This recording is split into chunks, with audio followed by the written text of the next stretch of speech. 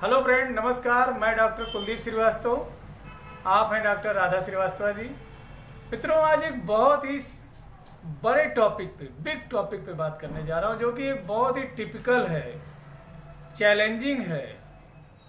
लोगों का जान माल तक की खतरा बन जाता है। लोगों की प्रतिष्ठा जो है इसमें चली जाती है। लोगों की इज्जत दांव पे लग जाती है। एक ऐसी बीमारी के बारे में बात कर रहे हैं मित्रों। आज का टॉपिक है मास्टाइटिस। स्तन में गांठ का होना, स्तन में ब्रेस्ट ट्यूमर का होना, स्तन में अपसेस का होना, लंप इन ब्रेस्ट का होना, ब्रेस्ट में एक गांठ का होना या ढेर सारे गांठ का होना, वह चाहे हार्ड हो, चाहे नॉडुलर हो, चाहे मोबाइल हो, चाहे नॉन मोबाइल हो। अगर जो कोई भी ब्रेस्ट से रिलेटेड प्रॉब्लम है तो मित्रों, मैंने क्यों ऐसी बात कही, तो इसका ऑपरेशन बहुत ही महंगा होता है। दूसरा, मैक्सिमम चांसेज यही होते हैं कि जितने भी लोगों का सीजर किया जाता है, ऑपरेशन होता है, मैंने देखा है कि उसमें जिस ब्रेस्ट में होता है तो डॉक्टर को पूरा पूरा ब्रेस्ट काटना पड़ जाता है। तो मित्रों, किसी स्त्री को खाना कम दिया जाए, मेकअप भी थोड़ा कम चलेगा तो उसका काम हो सकता है, लेकिन शारीरिक सौंदर्य से जब प्रकृति कोई खिलवाड़ करती है उनसे, या कोई बीमारी हो जाती है, तो वह उनके लिए मरणासन अवस्था से कम नहीं होता है। उन्हें ऐसा लगता है कि मृत्यु हो जाती तो बहुत अच्छा था, और ऐसी स्थिति क्यों होने पाई। तो मेरी माताएं बहनें जो कोई भी हैं, जितनी भी हैं, जितनी भी उनकी संख्या है, मायूस ना हो। आपका भाई, आपका बंधु, आपका बेटा डॉक्टर कुलदीप श्रीवास्तव आपके साथ कदम से कदम मिला के चलने के लिए तैयार है। और बहुत ही गर्व और फक्र महसूस करता हूँ कि मैं एक भारतीय हूँ, एक हिंदुस्तानी हूँ, और मुझे उत्तर प्रदेश पे नाज है, अपनी जो है सभ्यता पे नाज है, अपने प्रदेश पे नाज है मित्रों।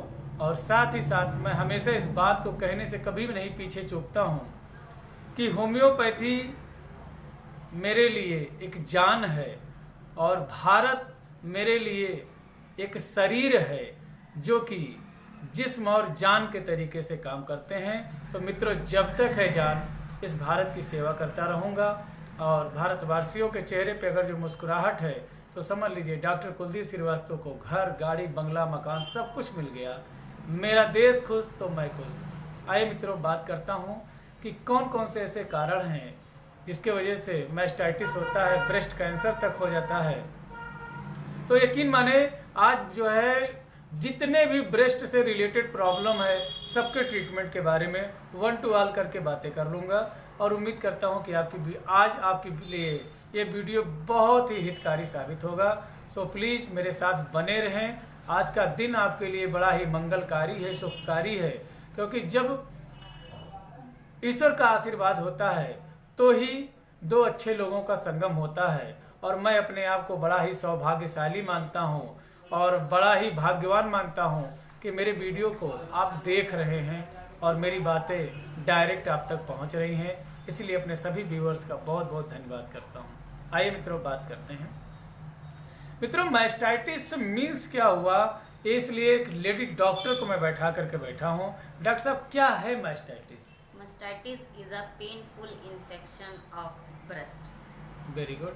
थोड़ा हिंदी में बताएं डॉक्टर साहब। Mastitis एक पेनफुल कंडीशन है और जो कि ब्रेस्ट में होता है। ब्लॉकेज ऑफ मिल्क की वजह से हो सकता है और इंटरिंग ऑफ बैक्टीरिया की वजह से मास्टाइटिस होता है। ज़्यादातर जो है प्रेगनेंसी के बाद जब लैक्टेशन पीरियड चलता है तो उससे 2 से 3 महीने तक ये जो है संभावनाएं ज़्यादा बनी रहती है। जी जी जी। तो डॉक्टर साहब, आप ये बताएं कि क्या ऐसे कारण हैं कि जिनके वजह से मास्टाइटिस होता है? मास्टाइटिस ज़्यादातर तो जो लेडीज़ दूध वगैरह नहीं पिलाती हैं, लैचिंग नहीं करती हैं, ब्रेस्ट फीडिंग नहीं करती हैं बच्चों को, उनको ज़्यादा होने के चांसेस है। फिर गलत पोस्चर अगर उनका गलत है, पिलाने का तरीका गलत है, तब भी मास्टाइटिस हो सकता है। अगर बच्चा दूध सक नहीं कर रहा है, मिल्क नहीं ले इनटेक कर रहा है, उसकी जगह पर जो है लेडीज़ कह रही है कि नहीं वो दूध नहीं दे रही है बच्चे को अपने, खाना पीने पे ही डिपेंड करा दे रही है 6 महीने के बाद भी। कभी कभी लेडीज में देखने को मिलता है कि 6 महीने हुए नहीं, वो खाली फुल्ली बच्चे को जो है बाहरी चीज़ों पर डिपेंड करा दे रहे हैं, अपना फीडिंग नहीं करा रहे हैं, तो उनको ज़्यादातर देखने के चांसेस हैं। और जो है इस तरीके से इन्फेक्शंस हो जाते हैं, बैक्टीरिया के एंट्रिंग करने की वजह से मास्टाइटिस के चांसेस बहुत बढ़ जाते हैं। डॉक्टर साहब, क्या ऐसी सावधानियां की जाएं, क्या ऐसा प्रिकॉशन लिया जाए जिससे मास्टाइटिस ना हो? मास्टाइटिस ना होने के लिए तो मैं तो कहूँगी ब्रेस्ट फीडिंग मस्ट है। मस्ट लूज गारमेंट्स होने चाहिए। और ड्यू टू लैक्टेशन पीरियड के समय आप अपने बच्चे के लिए अगर कोई ऐसा काम मास्टाइटिस की संभावना अगर आपको ज़्यादा बन रही है तो लूज गारमेंट का यूज़ करें। जी जी, धन्यवाद डॉक्टर साहब। तो कुल मिला जुला करके डॉक्टर साहब ने बहुत अच्छा आपको बताया। तो एक राउंड फिगर में मैं आपको अपने शब्दों में बता रहा हूँ।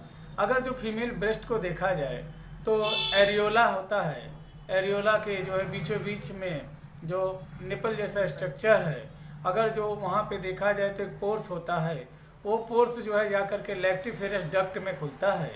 लैक्टिफेरस डक्ट के माध्यम से ही मिल्क का इजेक्शन होता है। ढेर सारे एल्वियोलाई होते हैं और वहाँ से रिस रिस करके दूध बाहर आता है।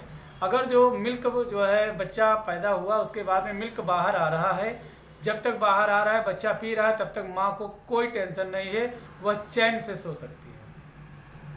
अगर जो बच्चा आपका दूध अच्छे से सक कर रहा है माँ चैन से सो सकती है। लेकिन अगर जो बच्चा दूध सक नहीं कर रहा है तो आप उठिए, जागिए, बच्चे को मिल्क पिलाइए। कोशिश ये करें कि दोनों स्तन का स्तनपान बच्चा करे और करवट ले करके हमेशा मिल्क को जो है बच्चे को फीडिंग कराना चाहिए। दूसरी चीज़ ये है, कुछ माताएं बहनें ऐसी होती है जो मैक्सिमम पॉसिबिलिटी होता है they are suffering from mastitis due to not feeding their babies. वो लोग अपने बच्चों को दूध नहीं पिलाती हैं और उनको ऊपर की डाइट पे रख देती हैं। मित्रों, डॉक्टर साहब ने बहुत बड़ा शब्द बोला लैचिंग।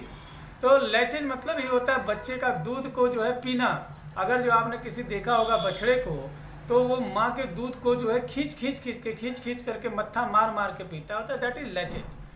मित्रों, इससे सबसे बड़ा फायदा ये है कि जहाँ जहाँ दूध इकट्ठा हो रहे हैं और रिस नहीं पा रहे हैं, बच्चा आपका हेल्प कर रहा है, आपको बीमारी से बचा रहा है। तो इसलिए आप अपने बच्चे को जरूर स्तनपान कराएं और स्तनपान करने के वजह से आपको मास्टाइटिस की कोई दिक्कत नहीं होगी। अब इसके अलावा जो है मित्रों और क्या एसोसिएटेड कंप्लेंट्स होते हैं और क्या कारण होते हैं जिसके वजह से होता है, तो सबसे बड़ा कारण ये है टाइट गारमेंट। डॉक्टर साहब ने बताया tight garment. If you are pregnant या जो है आपने किसी नवजात शिशु को जन्म दिया है तो आप अंडर गारमेंट बहुत ही लूज पहने, जिसके वजह से कोई नस दबने ना पाए। इसके अलावा कुछ कैरियर्स होते हैं, कोई लोग जो है बैग वगैरह लेके चलते हैं, बहुत ही टाइट होता है, लंबा बैग है, वजनदार है, तो उसके वजह से नसें दबती हैं, तो ऐसा ना करें। इसके अलावा मित्रों सीट बेल्ट, अगर जो आप कार चलाते हैं या ड्राइव करते हैं तो सीट बेल्ट का जो है डिलीवरी के बाद में कुछ दिनों तक कार ना चलाएं, 2-4-6 महीने आप रुके, उसके बाद में आप चलाइएगा। अब आपको सावधानियां बताया गया। अब होम्योपैथिक दवा के बारे में बात करते हैं। मित्रों, एक छोटी सी बात बताऊं आपको। एक जो है एक कहानी याद आई। एक ऊंट था, उसने अपने माँ से पूछा कि माँ हमारे कुबड़ क्यों निकला रहता, बड़ा सा हुड क्यों निकला रहता है। माँ ने जवाब दिया कि बेटा हम लोग रेगिस्तान में रहते हैं, पानी बहुत ज़्यादा दिनों पे नसीब होता है, इसलिए हमको पानी को स्टोर करने में मदद करता है। बच्चे ने पूछा माँ हमारे तलवे इतने जो है फ्लैट क्यों हैं, इतने बड़े बड़े क्यों हैं। माँ ने जवाब दिया बेटा ये रेगिस्तान में गर्म धूप में चलने में मदद करते हैं। बच्चे ने बच्चे का स्वभाव हठी, फिर तीसरा सवाल किया माँ हमारे आँखों पे लंबे लंबे बाल क्यों होते हैं, पलकें क्यों होती हैं।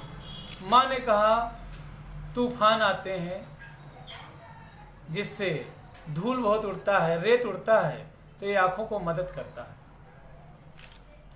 बच्चे ने चौथे जो सवाल किया उससे माँ हैरान हो गई। बच्चे ने कहा माँ फिर हम लोग चिड़ियाघर में क्या कर रहे हैं। मित्रों, मायने ये नहीं रखता है कि आपको बीमारी कितनी बड़ी है, मायने ये रखता है कि आपका ट्रीटमेंट कितने शिद्दत के साथ में हो रहा है।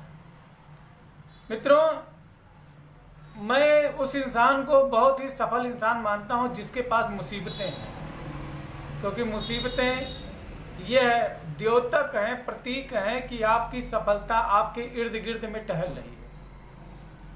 मित्रों, जब भी आप उलझन में हो और कोई तूफान आया हो तो आप देखना, आएगा और चला जाएगा, बस कुछ देर के लिए होता है।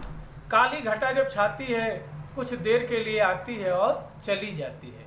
आप अपने बीमारी से परेशान ना हो, बस आपका हाथ किसी सुरक्षित हाथों में होना चाहिए, किसी सुरक्षित डॉक्टर के हाथ में होना चाहिए जो आपको कहे कि जाइए, फिक्र से आप जो है बेफिक्र हो करके सो जाइए, मैं आपको ठीक करूंगा।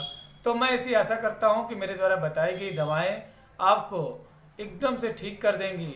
लेकिन ना जाने कौन सी ऐसी बात है कि लोग होम्योपैथी में बहुत देर से आते हैं और तब आते हैं जब कहते हैं कि चलो कहीं से नहीं फायदा हुआ तो एक बार होम्योपैथी में देख लेते हैं। तो वही है मित्रों, मैंने आपको कहानी तो समझाई ही, बताई ही, बाकी आप डिसाइड करें। मेरे द्वारा बताए गए जो भी औषधि हैं, प्लीज इनका प्रयोग सिर्फ और सिर्फ एक रजिस्टर्ड होम्योपैथिक प्रैक्टिशनर के माध्यम से करें। And no anybody have to right to prescribe any types of homeopathic medicine. तो मित्रों, डॉक्टर साहब अवश्य ही होम्योपैथिक मेडिसिन बोर्ड में रजिस्टर्ड डॉक्टर होने चाहिए, होम्योपैथ वाले, जिनके देख रेख में आप दवा करेंगे। या आपको लगता है मैं आपको सलाह देने लायक हूँ तो आप मुझसे बात कर सकते हैं। मित्रों, आइए, अगर जो ब्रेस्ट में जो है मास्टाइटिस है और ब्रेस्ट एकदम रेड है, हॉट है और बहुत ज़्यादा इन्फ्लामेशन है, तो ऐसे में मैडम कौन सी दवा दें कि पेशेंट ठीक हो जाए? रेड हॉट और बहुत ज़्यादा इन्फ्लामेशंस भी है, साथ में वो जो है थ्रोम्बिंग पेन के साथ में अगर है कि अगर पेन भी है, किसी तरह पेन जो है थ्रोम्बिंग मतलब कैटेगरी का है और साथ साथ में इनिशियल स्टेज का है, इनिशियल इक्मेस्ट मतलब स्टार्टिंग दिनों का है, जी जी, तब समझिए कि उस समय हमें बेलाडोना का उपयोग करना चाहिए। बहुत बढ़िया। अगर जो पेशेंट में क्या है, रेडनेस है, बर्निंग है, स्टिंगिंग पेन है, रेडनेस, बर्निंग, स्टिंगिंग पेन जो बार बार चुभन हो रही है, तो ऐसे पेशेंट को क्या दें डॉक्टर साहब कि जो है बहुत बढ़िया काम करें? फाइटोलक्का is the best medicine for stinging है। और जो स्टिंगिंग अगर जो शूटिंग पेन हो रहा है, any and every stage of mastitis. और इसके अलावा मित्रों, अगर जो देखा जाए चुभ चुभ के दर्द हो रहा है, तो सुबह में अगर जो हम एपेसमेल 200 का प्रयोग करते हैं 15 दिन पे एक बार, उस दिन कोई दवा ना दें और उसके बाद फाइटोलक्का देते हैं, बहुत अच्छा काम करेगा।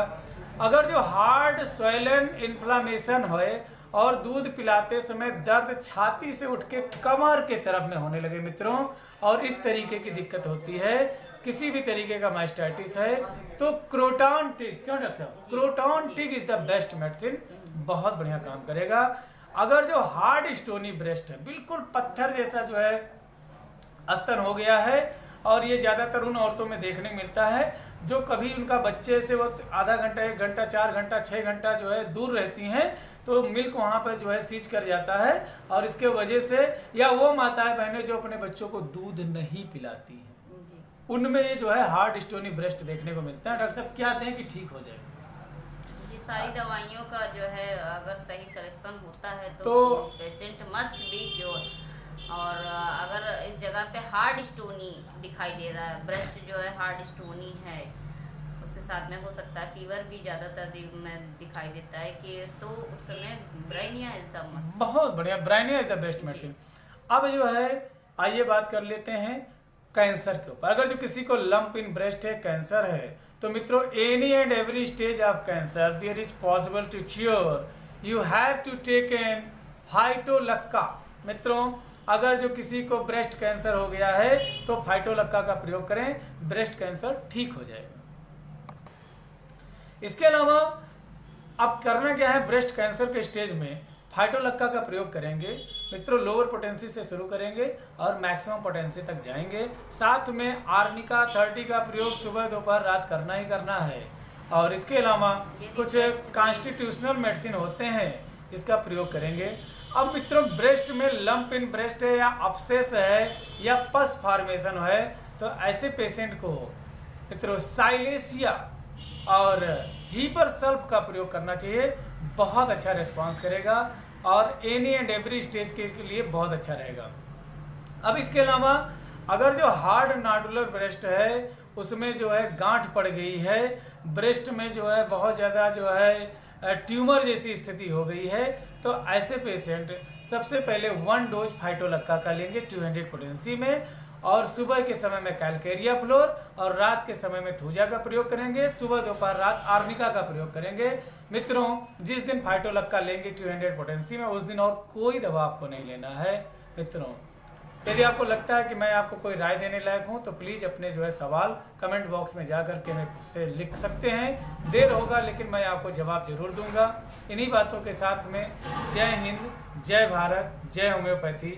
यदि आपको लगता है वीडियो उपयोगी है तो इसे आगे शेयर करें ताकि किसी का बीमारी ठीक किया जा सके। मित्रों मैंने बहुत बड़ा मुहिम, बहुत बड़ा अभियान उठा रखा है, तो इरादे मेरे मजबूत हो सकते हैं, लेकिन मित्रों कंधे तो आपके ही हैं, और आपके ही कंधों के माध्यम से, आपके आँखों के माध्यम से, आपकी जुबान के माध्यम से मैं ज़्यादा से ज़्यादा लोगों तक पहुंचना चाहता हूं, उनकी सेवा करना चाहता हूं।